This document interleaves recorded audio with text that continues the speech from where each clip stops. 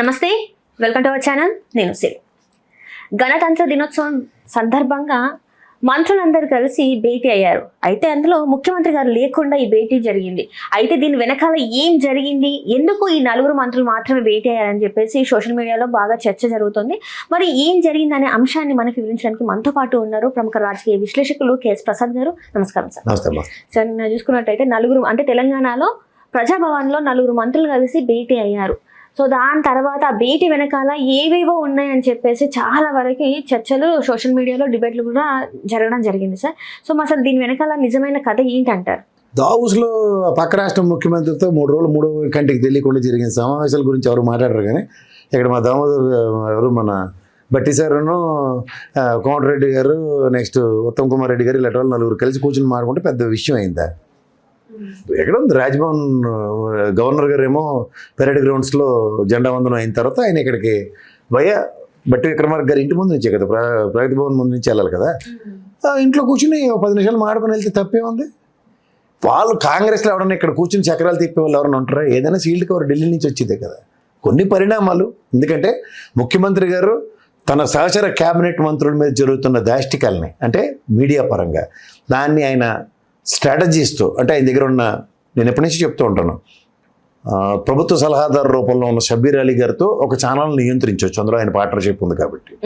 ఇంకోటి after all ఈయన దయాదాక్షిణాలతో ఇక్కడ ఎదిగిన వాడి కింద బిల్డప్ ఇస్తున్న ఒక కిరసనాలను కూడా ముఖ్యమంత్రి గారు తలుచుకుంటే 2 నిమిషాలు నిలువరించగలుగుతారు.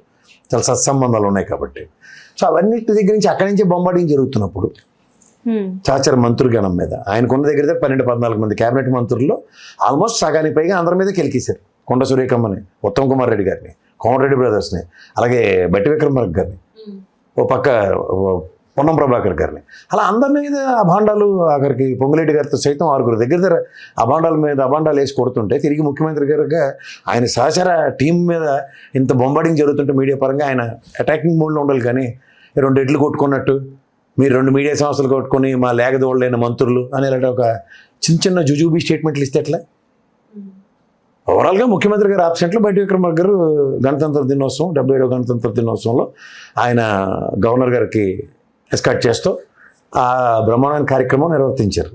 సో ఇక్కడ పరిణామాలు సంతరించుకుంటుంది చూసుకుంటే నైనా తప్ప మిగిలిన బ్లాకులు టెండర్ల విషయంలో ఎవరైతే రేవంత్ రెడ్డి గారు బాబు గారి మీద అభాండాలు వస్తున్నప్పుడు అటుపక్క బీఆర్ఎస్ పార్టీ సబ్స్టాన్షియల్ ఎవిడెన్సెస్తో ఎస్టాబ్లిష్ చేస్తామని వాళ్ళ రేపట్లో అంటున్నప్పుడు, ఒక పక్క బట్టి గారి పట్ల ఒక హేవైన విషయాలని చర్చనీయాంశాలు చేస్తున్నప్పుడు ఖచ్చితంగా ముఖ్యమంత్రి మార్పు అన్న దాని మీద తెలంగాణ సమాజంలో ఇప్పుడు విపరీతమైన చర్చ జరుగుతుంది. సాధారణంగా తెలుగుదేశం వాసనలో ఉన్న వాళ్ళకి ఎప్పుడైతే రామారావు గారు లాంటి వాళ్ళకి అమెరికాలో ఓపెన్ హార్ట్ సర్జరీ చేయించుకోవడానికి వెళ్ళినప్పుడే కదా నాదెండ్ల మనోహర్ నాన్నగారు కలిపడిపోయి నాదెండ్ల భాస్కరరావు గారు ఎత్తేసారు కదా ఆయన్ని. సో ఆ సెంటిమెంట్ వర్కౌట్ అవుతుందేమో అన్న కోణంలో కూడా ఉంది కదా. అంటే ఇప్పుడు రేవంత్ రెడ్డి గారి సీటుకే ఎసరు వచ్చేసిందని చెప్పేసి కొన్ని మాటలు వినిపిస్తున్నాయి, ఖచ్చితంగా వస్తున్నాయి. అండ్ వీళ్ళందరూ కూడా ఆల్రెడీ మీరు ఇందాక అన్నట్టు వీళ్ళందరి మీద కొన్ని అభియోగాలు ఉండడంతో వీళ్ళందరూ కూర్చొని మాట్లాడుతున్నారు. అధిష్టానానికి కంప్లీట్ చేయడానికి వీళ్ళు ప్రణాళికలు సిద్ధం చేస్తున్నారు. శాడీలు చెప్పి నటరాజనమ్మ ఉంది కదా, ఆల్రెడీ శాడీలు చెప్పింది కదా సగం. అదిగా ఖమ్మం సభలో ఆయన మాడిన మాటలు కొంచెం అందరూ ఒకసారి ఆయన వాక్ అయ్యారు. ఎందుకంటే ఇప్పుడు ఆయన కాంగ్రెస్ పరంగా బీఆర్ఎస్ పార్టీ గద్దెలు కూలిస్తాం, యాస్ మాకు బీఆర్ఎస్ పార్టీ ఇక మీద రాబోయే 10-15 ఏళ్ళు కాంగ్రెస్ గవర్నమెంట్ ఉంటుంది, మీరు కాంగ్రెస్ గవర్నమెంట్ ఆయనలో యూపీఏ గవర్నమెంట్లో తెలంగాణ ఇచ్చిన ప్రభుత్వం మాది, కాంగ్రెస్ పవర్ ఏంటో తెలంగాణలో చూపిస్తామని కొంచెం ఆయన బేగాలు పోయి మాడితే చాలా బాగుంటుంది. కానీ ఎక్కడేదో తుంటి కొడితే పొలరాలేని అంతలకంతలు మా సొంతలుగా ఇచ్చుకున్నాడని ఇదేంటిది ఆ మధ్యలో తీసుకొచ్చి తెలుగుదేశం వాళ్ళని పునరుద్ధరించే కార్యక్రమం అన్నీ కొంచెం ఆక్షేపణీయంగానే ఉన్నాయి. సో ఇవన్నీ దృష్టిలో పెట్టుకుని ప్రజలు ఎస్ ఈ రేవంత్ రెడ్డి గారు డబుల్ స్టాండర్డ్ ఏంటి, ఒక పక్క తెలుగుదేశం సన్నిధానంలో శాత తేరడం ఏంటి, ఒక పక్క హాట్లైన్లో రాహుల్ గాంధీ గారితో చంద్రబాబు నాయుడు గారి టచ్లో ఉన్న వాస్తవాలను దగ్గరగా చూస్తూ అటుపక్క ఎన్డీఏలో ఉండి ఆయన వల్ల ఈ ప్రభుత్వం నడుస్తున్న నేపథ్యం చూస్తుంటే ఎవరికి అంత చిక్కన వ్యవహారాల కింద ఉన్నాయి. వాళ్ళ దివంగతుడైన అజిత్ పవార్ గారు ఒక పక్క వాళ్ళ బాబాయ్ గారిని నెక్స్ట్ ఆవిడని అందరినీ మొత్తం కోఆర్డినేట్ చేసి ఒక పక్క బీజేపీ పక్క తీసుకెళ్లే పరిస్థితులు చాలా వరకు దర్పణంలో కనబడుతున్నాయి మహారాష్ట్ర పరిణామాలు. సో అలాంటి దగ్గర ఇటు నుంచి ఈ నరుక్కొస్తున్నాడు అన్న కోణం ఒకటి ఎస్టాబ్లిష్ అవుతుంది. సో ఇవన్నీ గమనిస్తుంటే ఎటు నుంచి ఇటు వెళ్తుందో రాజకీయం అన్నదానికి ఎవరిదైనా సంబంధం లేని స్థితిలో ఇవాళ రేవంత్ రెడ్డి గారు అమెరికా పర్యటన తదనంతర పరిణామాలు ఏ విధంగా ఉండబోతుంది. ఎందుకంటే ఒక పక్క మున్సిపల్ ఎలక్షన్స్కి నోటిఫికేషను, డివిజన్లు ఇష్టం వచ్చినట్టు పెంచిన ఉదంతంలో ఇది ఒక టీం వర్క్ కింద ముందుకెళ్తే బాగుంటుంది. టీం వర్క్ కన్నా ముందు ఇక్కడ జరుగుతున్న పరిణామాలు చూసుకుంటే మొదటిదానికి మోసం వచ్చేలాగా ఉంది పరిస్థితి. అంటే ఇప్పుడు ఆయన absence-లో, మన ముఖ్యమంత్రి గారి absence-లో వీళ్ళు కూర్చోవడమే కావచ్చు. అండ్ ఇంకొకటి ఏంటంటే మున్సిపల్ ఎలక్షన్స్ గురించి కూడా వీళ్ళు చర్చించారు అని చెప్పేసి కూడా వస్తున్నాయి. అట్లనే చూసుకున్నట్టయితే ఈ విచారణ ఏదైతే ఫోన్ ట్యాపింగ్ విచారణ ఏదైతే ఉందో, ఇప్పుడు హరీష్ రావు గారు ఫస్ట్ అయిపోయారు, తర్వాత కేటీఆర్ గారు అయిపోయారు, మన సంతోష్ రావు గారు కూడా అయిపోయారు, నెక్స్ట్ కేసీఆర్ గారిది అన్నట్టుగా కూడా వార్తలు వస్తున్నాయి. మరి ఈ గంటలు ఒక్కొక్కరిని 8 గంటలు విచారణ చేస్తున్నారు. అసలు ఏం చేస్తున్నారు? మరి ర్యాగింగ్ అంటారు నేనైతే. ఇప్పుడు ఏదైనా సరే వాళ్ళ ముద్దాయిల కింద దోషుల కింద పిలిచి ఎంక్వైరీ, తర్వాత పరిణామాలు అరెస్ట్కి లీడ్ అవుతుంటాయి. సాక్ష్యాలు అంటే ఏంటి? పిల్లికి ఎలాగ సాక్ష్యం? విట్నెస్ సాక్ష్యాలు ఏంటి నాకు అర్థం కాదు. ఇప్పుడు ముఖ్యమంత్రులు గారి సన్నిధానంలోనే కోమటిరెడ్డి గారిదిను ఉత్తమ్ కుమార్ రెడ్డి గారి మా ఫోన్లు ట్యాప్ అయ్యానో తగు అవుతుంది. పోలీస్ వ్యవస్థ పటిష్టంగా ఉన్న దగ్గర, వాళ్ళ అమిత్ షా గారు చూడు, దేశవ్యాప్తంగా ఉన్న నక్సలిజాన్ని నిర్మూలించడం దగ్గర అన్ని స్టేట్లోనూ స్ట్రెంథన్గా ఉన్న ఇంటెలిజెన్స్ డిపార్ట్మెంట్ ఇలాంటివి చేయకుండా కుదరదు. That is a part and parcels of respect to police department. So దాన్ని పట్టుకుని మొత్తం రాజకీయ నాయకులకు అందరికీ ఆపాదిస్తుంటే ఇప్పుడున్న మంత్రులగణం కూడా అలాగే డైరెక్షన్స్ ఇస్తుంది పోలీస్ డిపార్ట్మెంట్కి. నాకు అలాంటి ఫోన్ ట్యాప్ చేసి ఆయన ఇన్ఫర్మేషన్ ఇవ్వండి, లీడ్ ఫోన్ ట్యాప్ చేసి నాకు ఇన్ఫర్మేషన్ ఇవ్వండి అని. ఇది ఎక్కడ? ఇది ఒక ముఖ్యమంత్రి గారికో లేదంటే ఒక హోంశాఖ మంత్రికో ఒక డిస్క్రిప్షన్స్ ఉన్నాయనుకుంటే మాట్లాడచ్చు. కనీసం ఇంటెలిజెన్స్ చీఫ్ గారిని పిలిచి విచారణ చేయరు మీరు. ఆయన ఇప్పుడు డీజీపీ గారు, ఆయన విచారించరు. ఇప్పుడు కనీసం హోంమంత్రి గారు, గతంలో హోంమంత్రి మహమ్మద్ అలీ గారు కదా, ఆయన పిలిచి మీరు ఏమైనా విచారించారా? ఏదో కొండ గాల్లో రాళ్ళు వేసినట్టు ర్యాగింగ్లు చేస్తాం, మాకు అలా నచ్చరు కాబట్టి ఆయన పిలిచి ఒక గంటల ఎంక్వైరీ చేస్తాం. ఇలాంటివన్నీ గమనిస్తుంటే ఎలా ఉంది? ఇది ఆశ్చర్యకరంగా లేదా? సో ఇలాంటి అంతు చిక్కనవి తల తోకలేనిది ఏదో నాకు తెలిసి కొండంత ఎలకను పట్టారంటే, వీళ్ళు పట్టిన ఎలకలేమో అన్నవరం రత్నగిరి సన్నిధానంలో ఆ ప్రసాదం దగ్గర ఎలకలు తిరుగుతున్నాయి. అలాగే ఉంది వ్యవహారం. దీనికి దానికి ఏమైనా అంతు పంతు ఉందా? అర్థం ఉందా? అలాగే ఉన్నాయి వీళ్ళు చేసే పనులు. సంతోష్ రావుడు రాజ్యసభ ఎంపీ, పార్టీ రికమెండ్ చేస్తే పోయాడు అక్కడ రాజ్యసభ ఎంపీ కింద. ఆయన వచ్చి ఇక్కడ ట్యాప్ చేసేయమంటాడు ఫోన్లు. ఏమైనా అర్థం ఉందా? తలా తోక ఉందా? ఏమని విట్నెస్ చేస్తాడు? కేసీఆర్ ఏమో సంతోష్ నా మాటలన్నీ విని రికార్డ్ చేయి, నేను అలాంటి ఫోన్ ట్యాప్ చేస్తానని చెప్తానంటే అది విని వచ్చి అది కన్వెన్షన్లో వచ్చి చెప్తాడా? అంటే ఇప్పుడు కవిత గారు కూడా చెప్పారు ఏంటంటే కవిత చేస్తా సార్ పడి ఇంట్లో వాళ్ళ పెద్ద భర్త తీసిమరకనని పెద్ద ఫోన్లు ట్యాప్ చేయాలి. ఎవరికో ఉపయోగం తెలంగాణ సమాజంలో కవిత భర్త ఆయనే ఉపయోగపడి ఇంట్లో ఆయన పట్టుకొచ్చి ఇక్కడ ఎవరిని ఎత్తుకొచ్చేస్తాడు. సాధారణంగా కొంగుచాటు భార్య అని చూసాం, భర్త చాటు భార్య అని. నేను భార్య చాటు భర్తను చూస్తాడు ఎవరంటే కవితమ్మలు ఆయనే. అలా రెండు పట్టుకుని ఊరికే తీసుకొచ్చి ఇక్కడ లేనిపోయిన దిక్కుమాల ఎలివేషన్లు. ఆ ఫోన్ ట్యాప్ చేసి ఎవరికో ఉపయోగం? ఎవరికమ్మా ఉపయోగం? ఊరికే అలా బండి సైన్ చేయలేక అంటే నేను కూడా ఉన్నాను మధ్యలో దూరడం, నా ఫోన్ ట్యాప్ అని వాళ్ళ కాడ ఎందుకు వచ్చిన అంత ఫోన్లు ట్యాప్ అయితే నేను అరెస్ట్ చేస్తారు, సిబిఐ వాళ్ళు వస్తారు, సిఐడి వాళ్ళు వస్తారు, ఈడీ వాళ్ళు వస్తారని ఓ ముఖ్యమంత్రి తన ఏగ్గానే ఒక కూతురు కాపాడుకోలేడు. ఏటి కోతి పనులు, దైదగొట్టు పనులు ఏంటనే ఆ లెక్కర్ స్కామ్లో నీ మొహం నీ పేరు ఎందుకు తగలాడుతుంది దాంట్లోనే ఓ తండ్రిగా కేర్ తీసుకోడు. ఏమైనా ఉందా లాజిక్ మాట్లాడడానికి? వీళ్ళు నెత్తికి దాపరించారు ప్రతివాడు ఇంట్లో ఒకటికి, ఇంటికి దీపాలలాగా. ఎవడికి ఉపయోగం వీళ్ళ వల్ల? పోనీ నా ఫోన్ ట్యాప్ అయిందని ఏదో పోనీ చెప్పింది అనుకో, ఒక అర్థం అవుతుంది, ఏదో కాస్త పొలిటికల్ అరంగేట్రంలో ఉంది, ఎమ్మెల్సీ పదవులు. ఈ మధ్యలో అలా ఆయన ఏంటంటారు సార్ మరి రహస్యం? అంటే వాళ్ళది మీరు అన్నట్టు అట్లా అనుకోవచ్చు. మరి వీళ్ళ భేటీ ఏంటి అంటారు? ఎవరు నేను సంతోషం ఏ కెపాసిటీ అని పిలిచారు చెప్పు? రాజ్యసభ ఎంపీ ఇదే కదా సంత.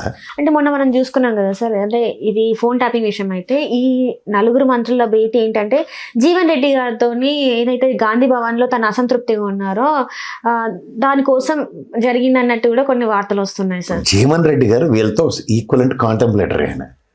ఆయన్ని పిలిచి మాట్లాడడం ఏంటి? వీళ్ళు ఆయన జగిత్యాల ఎమ్మెల్యే ఎవరైతే ఉన్నారో అతను వచ్చాడు. అతను ఎట్లా వస్తాడు? ఎందుకంటే అది బీఆర్ఎస్ నుంచి గెలిచిన అభ్యర్థి కదా. అతని అవన్నీ కాదమ్మా, బీఆర్ఎస్ నుంచి గెలిచి కాంగ్రెస్ లో జాయిన్ అయ్యాడు అనుకుందాం ఎగ్జాంపుల్. మన స్పీకర్ గారి డైరెక్షన్స్ ఏమున్నాయి? దానం నాగేంద్రదీను కడియం శ్రీహరిది తప్ప మిగిలిన అందరూ బీఆర్ఎస్ ఎమ్మెల్యేని డిక్లేర్ చేసిన తర్వాత ఏ ప్రాతిపదిక మీద గాంధీ భవన్లోకి వస్తాడు? అది ఖచ్చితంగా ఆక్షేపణీయమే కదా. అందులో జీవన్ రెడ్డి గారు చిన్న శతక మనిషి కాదు కదా, ఒక స్థాయి కలిగిన మనిషి. 4 దశాబ్దాల పైసలుగా కాంగ్రెస్లోనే పోరాట యోధుడి కింద ఉన్నాడు ఆయన. సో అలాంటివి కొన్ని అన్ని పరిగణలోకి తీసుకుని ఎక్కడికక్కడ నివారణ చర్యలు చాలా ఇంపార్టెంట్. డ్యామేజ్ కంట్రోల్ ఎక్కడికక్కడ జరగకపోతే ముఖ్యమంత్రి గారు లేరు ఇప్పుడు, ఆబ్వియస్లీ బట్టి విక్రమార్క గారు దాన్ని రైట్ తీసుకుని వెళ్ళాలి కదా. క్లాసిఫికేషన్ ప్రాస్పెక్టులో ఉత్తమ్ కుమార్ రెడ్డి గారిని కలవడానికి వచ్చాడా ఇలాంటివన్నీ ఒక డిస్కషన్ నడుస్తుంది కదా. అదే ఉత్తమ్ కుమార్ రెడ్డి గారితో గతంలో కొండ సూర్య విషయంలో కూడా ఆయనే పాసిఫై చేశారు కదా. అలాగే ఇది కూడా పాసిఫికేషన్స్కి ప్రాబిలిటీస్ ఉంటాయి, తప్పే ఉంది దాంట్లో. అట్లనే చూసుకున్నట్టయితే సార్, ఇప్పుడు మొన్న గణతంత్ర దినోత్సవం వేడుకల సందర్భంగా తెలంగాణ భవన్లో ఒక స్కిట్ చేశారు. HCU విద్యార్థులు ఒక స్కిట్ని చేయడం జరిగింది. దాన్ని పట్టుకొని ఏబిఎన్ ఆంధ్రజ్యోతి ఛానల్లో ఇది ఎట్లా రాహుల్ గాంధీని అవమానించే రకంగా ఉంది, సీఎం గారిని అవమానించే రకంగా ఉంది, రాజ్యాంగాన్ని అవమానించే రకంగా ఉంది అని చెప్పేసి మాట్లాడారు. అది స్టూడెంట్స్ చేసింది, ఎమ్మెల్యేలు చేయలేదు, ఇంకెవరు చేయలేదు. మరి గతంలో అక్కడ ఆంధ్రప్రదేశ్లో చూసుకుంటే ఎమ్మెల్యేలే ఇట్లాంటి స్కిట్ ఒకటి చేస్తే అక్కడ ఉన్న సీఎం డిప్యూటీ సీఎం ఎందుకు ఈ కెరసనాడు ఇప్పుడు మన సిట్టింగ్ ఎమ్మెల్యేలని మినిస్టర్లే కదా ఈడే అవమానం చేస్తున్నాడు. ఈడికి ఎక్కడ ఉందా రైట్ మాట్లాడడానికి? ఒక పక్క బట్టి గారిని, ఒక పక్క ఉత్తమ్ కుమార్ రెడ్డి గారిని, ఒక పక్క కోమటిరెడ్డి బ్రదర్స్ని, ఒక పక్క కొండ సూర్యకమ్మని, పొన్నం ప్రభాకర్ గారిని, ఇలాంటి వాళ్ళందరినీ ఈడ అవమానం చేస్తే అడ్డమైన రాతలు రాస్తాను ఈ తనిఖీ మాలినోడికి ఏ ప్రాతిపదిక వాళ్ళ విషయాలు ఎంచడానికి. వాళ్ళ Hyderabad central university pride students. So what అంటే పార్టీ రాజ్భవన్లో చేశారు, అది తెలంగాణ భవన్లో చేశారు. తెలంగాణ భవన్ ఎవరిది? బీఆర్ఎస్ వాళ్ళది. అదే రేట్ చేసి తీయలకి వచ్చిన నష్టం ఏంటి మధ్యలో? అంటే కించపరిచారంట. కించపరిస్తే నువ్వు సిగ్గుపడని చెప్పు. అంటే అట్లా ఎట్లా ఇప్పుడు అలాగే బీఆర్ఎస్ పార్టీ రాహుల్ గాంధీ, సోనియా గాంధీ దేవతలు, సోనియా గాంధీ మనకి తెలంగాణ ఇచ్చిన వరప్రదాత అని చెప్పొచ్చు. రాహుల్ గాంధీ ఏడు చేసిన మాట్లాడతారు, వచ్చి ఇక్కడ చెప్పిన మాట్లాడు రాహుల్ గాంధీ గారు. తిరిగి ఇక్కడ జరుగుతున్న పరిణామాలు ఏంటి? మరి దాని మీద క్రిటిసైజ్ చేయకుండా, కన్స్ట్రక్టివ్ క్రిటిసిజం కాకుండా, సర్కాస్టిక్గా మెలోటిక్ డ్రామాలు చేయకుండా ఏ ప్రభుత్వాలు ఊరుకుంటాయి ఎగనెస్ట్ అపోజిషన్ పార్టీలు? అంటే పార్టీలు చేయలేదు కదా, విద్యార్థులు చేశారు. చేయని విద్యార్థి విభాగాలు ఉండబెట్టే. కాంగ్రెస్కి విద్యార్థి విభాగం లేదా? సారీ, ముత్రుడే పని బెట్టా సింగ్ కూడా ఇంకా యువజన కాంగ్రెస్ అధ్యక్షుడు కదా. అది అప్గ్రేడ్ ఇవ్వండి. పార్టీ మారిన 10 మందిల ఎమ్మెల్యేల గురించి, రాజ్యాంగం గురించి, రాహుల్ గాంధీ గురించి, రేవంత్ రెడ్డి గారి గురించి, ఏదైతే మెస్సీది ఉందో దాని గురించి వాళ్ళందరూ మాస్కులు పెట్టుకొని చేస్తే ఈరోజు అట్లా ఎట్లా చేస్తారు అని చెప్పేసి మరి ఈ వెంకట కృష్ణ మాట్లాడుతున్నారు. వీడు ముందు చదువుకోమని చెప్పు, కుల ప్రాతిపదిక డిగ్రీ కాదు, చదువుకుని రా అప్పుడు మాడొచ్చని చెప్పొచ్చు.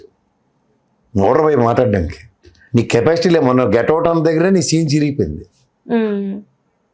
నేను కన్సిడర్ చేయరు ఎవరు.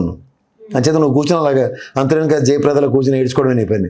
సో అంత మీరు అన్నట్టు ఆ మాట అనడం కరెక్ట్ అంటారా?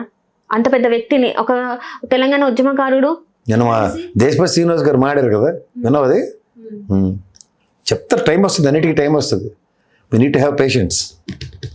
ఉద్యమకారుల్ని తెలంగాణ సమాజంలో ఒక స్థాయి కలిగిన వ్యక్తుల్ని అవమానం చేస్తే తెలంగాణ సమాజం అలాంటి గుండెల్లోనూ కడుపులోనూ పెట్టుకోదు. ఎక్కడికక్కడ విత్ రెట్రాస్పెక్టివ్ ఎఫెక్ట్ ఇస్తుంది సమాధానం. వెయిట్ చూడడమే. మరి ఈ రాజకీయ పరిణామాలు ఎలా చూడాలి సార్ తెలంగాణలో? అసలు రోజు రాజకీయ పరిణామాలు కాదు, డ్రామాలు ఇవి. ఆ డ్రామాల్లాగా రక్తి కట్టించే కార్యక్రమాలు, జనరంజక కార్యక్రమాలు చూపిస్తున్నప్పుడు చూసి ఎంజాయ్ చేయడమే, అంతకన్నా వెళ్ళలేదు. అట్లా ఎట్లా అంటారు సార్? అంటే రోజు ఇష్యూ వస్తుంది, ఏదైనా పనికొచ్చిన ఇష్యూ ఒకటి చెప్పు. పనికొచ్చిన ఇష్యూస్ మీద ఉన్నాయి, పనికి మళ్ళీ ఇష్యూలు ఉన్నాయి. సంతోషంలో పిలిచి టైం వేస్ట్ చేయటం నాకు అర్థం కాదు. సజ్జనార్ గారు స్థాయిని తగ్గించడానికి చేస్తున్న ఒక దరిద్రగొట్టు పని కింద చూడాలి దీన్ని, ఓ బుర్ర తక్కువ పని కింద చూడాలి. ఆయనకి తీసుకొచ్చి ఇలాంటి పనులు చెప్పడం, ఆయన స్థాయి ఏంటి, ఆయన ఎక్కడ? మరి మీరు అన్నట్టు ఆ పోలీసులు ఎవరైతే హెడ్ ఉన్నారో వాళ్ళు, ఆ టైంలో ఉన్న ఇంటెలిజెన్స్ ఎవరైతే ఉన్నారో వాళ్ళని ఎందుకు చేయట్లేదు? ఆయన డీజీపీ గారు ఎందుకు ఆయన కూడా ఆయన స్టేట్మెంట్ ఇస్తే చాలు సజ్జనార్ గారు ఎవరైనా ప్రతిస్పందించి మాట్లాడతాం. వాట్ ఈ సెడ్ వాజ్ రైట్ అని. గౌరవప్రదమైన డీజీపీ స్థాయిలో ఉన్నారు ఆయన, నాటి ఇంటెలిజెన్స్ చీఫ్. ఆయన చెప్పమను, తప్పు జరిగింది మా టైంలో, ఇలా అయిందని, లేకపోతే ఈ విధంగా చేయమన్నారు నన్ను చెప్పమని చాలు. ఆయన ఎందుకు చెప్పరు? ఇంత పోర్ట్రేట్ చేస్తున్నారు కదా, ఇంత పెద్ద తప్పు అని 2 సంవత్సరాలు బట్టి. ఆయనే కదా, ఆయన ఆధ్వర్యంలో కాకుండా ఎవరి ఆధ్వర్యంలో జరుగుతుంది అది. ఇప్పుడు ఆయనే మనకి head of the police institute కదా, ఆయన చెప్తే అందరూ నోరు మూసుకొని ఉంటాం మనందరం. అండ్ ఇంకొక మాట కూడా వినిపిస్తుంది సార్, ఏదైతే కర్ణాటకలో ఉందో 2.5 సంవత్సరాల అగ్రిమెంట్, అంటే 2.5 సంవత్సరాలు ఈ అంటే డికే శివకుమార్ గారు, అట్లా ఇప్పుడు ఇక్కడ తెలంగాణలో కూడా 2.5 సంవత్సరాల కాలం దగ్గరకు వస్తుంది కాబట్టి రేవంత్ రెడ్డి గారు కూడా తప్పుకుంటారు, ఆ ప్లేస్ లో ఇంకొక ముఖ్యమంత్రి వస్తారని చెప్పేసి ఒక వార్త వినిపిస్తుంది. అగ్రిమెంట్ ఏం లేదు కానీ బట్టి గారికి ప్రాబిలిటీస్ ఎక్కువ. బట్టి గారు అంటారా లేకపోతే కోమటిరెడ్డి వెంకటరెడ్డి గారు అంటారా? బట్టి గారికి అంటే డిబేట్స్లలో చూసుకున్నట్టయితే చాలా మంది ఇట్లా మాట్లాడుతున్నారు. సో ఇప్పుడు ఈ ప్రభుత్వం మీద కేబినెట్ సహచరులకు కానీ, కేబినెట్ మీద ముఖ్యమంత్రి గారు కానీ నమ్మకం లేదన్నది ఒక ఉదాహరణ ఉంది తెలుసా నీకు? నిన్న కోమటిరెడ్డి గారు విద్యాశాఖ గురించి మాట్లాడారు. విద్యాశాఖ ఎవరి దగ్గర ఉంది? ముఖ్యమంత్రి గారి దగ్గర ఉంది. ముఖ్యమంత్రి గారు పనితీరు బాగోలేదని ఒక కేబినెట్ సహచరుడు చెప్పాడంటే అది ఈ కేబినెట్ సహచరులందరినీ మీడియా పరంగా ఆయన దొల్లగొట్టేస్తున్నాడు అనుకుందాం, లేదా వార్తలు వింటున్నాడు. ఆయన దగ్గర నుంచి కూడా ప్రతిస్పందన లేదు ముఖ్యమంత్రి గారు. ఓవరాల్గా it's a measurable failure of క్యాబినెటే కదా. కోదండరామ్ గారు కూడా చెప్పారు కదా, టైం వేస్ట్. కోదండరామ్ గారు, కవితమ్మ ఇలాంటి వాళ్ళు కొంచెం టైం వేస్ట్ చేయకమ్మా. ఎందుకంటే తుమ్మితే ఊడిపోయి ముక్కులాడి పదవి ఒకటి ఇచ్చారు ఎమ్మెల్సీ. అది గట్టిగా అదే ఆ గవర్నర్ చచ్చినా తేల్చడు. అంటే వీళ్ళ చేతిలో ఏముంది? 6 నెలల తర్వాత అలా రామారావు గారు అబ్బాయి హరికృష్ణలాగే అంటే ఇప్పుడు మున్సిపల్ ఎలక్షన్స్ లో మేము పార్టిసిపేట్ చేస్తామని చెప్పేసి చేయమని చెప్తారు. వాళ్ళకి కూడా సమాధానం. పక్క విద్యార్థులకు జరుగుతున్న అవకతవకలు, విద్యార్థులకు జరుగుతున్న అన్యాయాల మీద కోదండరామ్ గారు లాంటి వ్యక్తి ప్రతిస్పందించకుండా ఆయన లాంటి వ్యక్తి కూర్చుని ఉంటే గమ్మును ఏం చెప్పాలి? ఆయన స్థాయికి ఆయన ప్రతిస్పందించకుండా ఉంటే తెలంగాణ ఉద్యమకారుడు ఆయన. బాధగా ఉండదు అంటే ఆయన కూడా ఫోన్ ట్యాపింగ్ బాధితున్నాయని చెప్పేసి అంటున్నారు. ఇంకా మొదలెడితే ఇంకా అందరం బండి సంచి అడుగు చేయాలని నడిచేవాళ్ళు. అసలు వీళ్ళ ఫోన్ ట్యాప్ చేస్తే అసలు ఏం చేస్తారు సార్? నాకు ఇప్పటికీ అర్థం అంటే నేను ఇది వ్యక్తిగతంగా సింపుల్గా అడుగుతున్నాను. కవిత వాళ్ళ ఆయన ఫోన్ ట్యాప్ చేసి ఎవరికి ఉపయోగం? బండి సంజయ్ ఫోన్ ట్యాప్ చేసి ఎవరికి ఉపయోగం? బండి సంజయ్ మాట్లాడిన మాట పక్కోడికే అర్థం అవ్వదు. ఆయన ఫోన్లో మాట్లాడిన మాట ఏటి ట్యాప్ చేసి ఏటని అర్థం చేసుకుంటారు. టైం వేస్ట్ కాకుండా ఎందుకు చెప్పు ఇలాంటి వాళ్ళు అందరినీ తీసుకొచ్చి లైన్లో నిలబెట్టి నేను నాది కూడా అయిందని తప్పడుగులు కొట్టుకుని చెప్పినట్టే ఉంటుంది. ఎలాంటి వాస్తవాలు లేవంటారు. వ్యవహారాలు అంటారు. సుప్రీంకోర్టు ఫైల్ తిప్పి ఇసిరి కొట్టింది హరీష్ రావు విషయంలో, పక్కెళ్ళి ఆడకుండా. వీళ్ళందరూ ఇంకా దానికి కోడిగుడి మీద వెంట్రుకలు పీకుతుంటే ఏడు చేయాలి, పిక్కుమని చెప్పింది అంతే. దీని మీద అసలు ముఖ్యమంత్రి గారు ఎందుకు స్పందించట్లేదు సార్? అక్కడ ఉన్నారు సరే, ఇప్పుడు స్పందించారు కదా, సిట్ వేసింది ఆయనే కదా, ఆయన దూరంలో కదా ఎంక్వైరీ మొదలైంది. ఆ ప్రతిస్పందనకి స్పందన లేదని విషయం చెప్పాలి. ఏంటి అసలు ఏముండదు, టైం వేస్ట్ అయ్యేది. ఒక నోట్ పాస్ చేసినా కూడా బాగుండేది కదా, ఇన్ని జరుగుతుంటే. ఏం ఫెయిలియర్ ఇంకంతే. ఆయన ఊర్లో లేరు కదా, అమెరికా నుంచి వచ్చేదాకా టైం పాస్ కావాలంటే హరీష్ రావుతో మొదలెట్టారు, కేటీఆర్తో మొదలెట్టారు, సంతోష్ రావుతో. ఇంక రేపు వెళ్ళింటే వచ్చేస్తాడు ఆయన. లేదంటే మధ్యలో ఇంకో కేసీఆర్ గారు చుట్టూ ఉన్న వాళ్ళు ఎవడొకడు ఖాళీగా ఉన్నాడు మళ్ళీ పిలిచి ఆయన 7-8 గంటలు బిర్యానీలు పప్పనాలు పెట్టి ఎంక్వైరీలు చేసి పంపిస్తారు. అంతకన్నా ఇంకెట్లేదు. సార్ రాగానే టాస్క్ కంప్లీటెడ్ సార్ అంటారు. ఏటర్ కంప్లీటెడ్ అంటే అబ్బా చెప్పారు, అంతకన్నా ఇంకెట్లేదు. ఇవన్నీ డైవర్షన్ పాలిటిక్స్ అనుకోవచ్చు. ఏ డైవర్షన్ చేస్తారు? ఏటుందని డైవర్షన్ చేస్తున్నారు, టైం వేస్ట్ చేస్తున్నారంటే డైవర్షన్ అంటారు. అంటే ఇప్పుడు ఇక్కడ పొలిటికల్ లాంగ్వేజ్ మర్చిపో. ఈ ఓన్లీ టైం పాస్ కార్యక్రమం చేస్తున్నారు, ఇందులో డైవర్షన్ ఏం లేదు. మున్సిపల్ ఎలక్షన్స్ వస్తున్నాయి కదా, వస్తున్నాయి కాబట్టి మేము ఇట్లా విచారణలు చేస్తున్నాం. ఏం విచారణలు చేస్తున్నారు? అప్పుడు తెలియదు జనాలకి. విచారిస్తున్నారా లేకపోతే విట్నెస్ కింద పిలిచి నీకేమైనా తెలుసా నాని, మీ పెద్దనాన్న ఏమైనా చేసాడని తెలుసా నాని అని అడిగితే ఏడు చెప్తాడు ఎవడన్నా. మరి ఏమంటారు సార్ తెలంగాణలో కాంగ్రెస్ ఆయన అమెరికా నుంచి తీసుకొచ్చిన రోజే, పోలీసుని తీసుకొచ్చిన రోజే, వారం రోజుల తర్వాత వస్తారా రెస్ట్ తీసుకున్నాను అడిగినప్పుడే ఇది కథ కంచికి మనం ఇంటికని తెలియాలి ఎవరికైనా. బిల్డప్ ప్రభాకర్ రావు. కానీ వీళ్ళు ఏమంటున్నారంటే ఫోన్ ట్యాపింగ్ జరిగింది కాబట్టి ప్రణీత్ రావు అవన్నీ డిస్క్లన్నీ హార్డ్ డిస్క్లు అన్నీ కూడా పడేయడం జరిగింది, వాటిని లేకుండా ఆధారాలు లేకుండా చేయడం జరిగింది. నెక్స్ట్ వాడికి ఇచ్చి ఆధారాలు ఇచ్చి నేను ఇలా ట్రాప్ చేశాను, నేను ఇలా ఫోన్ ట్యాపింగ్ చేసి ఆ నక్సలైట్ని పట్టుకున్నాను, ఇలా ఫోన్ ట్యాప్ చేసి ఆ రోహింగ్యాలను పట్టుకున్నాను, ఇవన్నీ చరిత్రకారులు సృష్టించిన చరిత్ర అనుకున్నట్టే. నా బీజేపీ ప్రభుత్వం చూపించిన గిమ్మిక్లకి అలవాటు పడితే ఇలాగే ఉంటుంది. వాళ్ళు చూడు సర్జికల్ స్ట్రైక్ మేమే చేసాం అని చెప్పుకొని తిరిగే తప్పిడిగూలి బ్యాచ్లు అవి. గాంధీ గారి స్వతంత్రం నేనే తెచ్చని చెప్పుకొని తిరిగినట్టే ఉంటుంది. అంతకుముందు దేశంలో ఎన్నో సర్జికల్ స్ట్రైక్లు జరిగాయి. ఈ బీజేపీ వాళ్ళు వచ్చిన దగ్గర నుంచి ప్రతిదానికి ఎలివేషన్ స్టార్ట్ అయ్యాయి, అంతకన్నా ఇంకెట్లేదు. Right, thank you so much sir. Hello, Telugu Rajyam channel చూస్తున్నారా? సామాజిక రాజకీయ జీవన చిత్రణే తెలుగు రాజ్యం. అతిశయోక్తులు అసత్యాలు ఉండవు. రాజకీయ కోణం కాదు, ప్రజా కోణమే కొలబద్ద. తెలుగు రాజ్యం వీక్షణ మీ ఉత్తమ అభిరుచికి నిదర్శనం.